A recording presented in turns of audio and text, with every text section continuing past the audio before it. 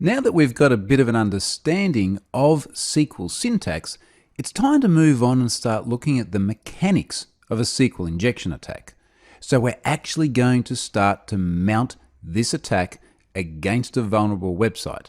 So in this module, you're really going to start to understand just how to exploit this risk. Let's move on and take a look at what we're going to cover in this module.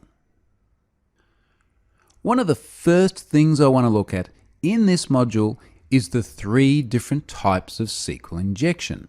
There are actually a number of really fundamentally different approaches that you can take to exploit an injection risk. And it all comes down to what the application is actually vulnerable to. There are some very easy ways of exploiting SQL injection, but oftentimes you'll find the application has got sufficient defenses that you need to use a more advanced technique. So I'm going to talk about what those types are in the next clip. I also want to talk about how we can test for this risk and then also demonstrate how to show that an underlying risk does actually exist. And in fact, we're going to do that with just a single character. Get the right one, and that's all it takes to show that there's an underlying risk in the database. Now, speaking of underlying risks, I also want to show you what the risky code looks like.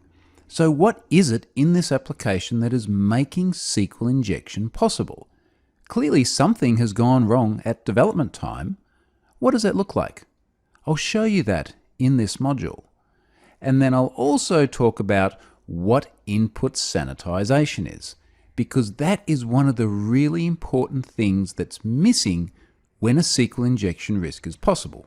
So we're going to talk about not only what input sanitization is, but we're going to look at a whole bunch of different characters that you are going to want to test for when you're looking for potential SQL injection vulnerabilities in an application.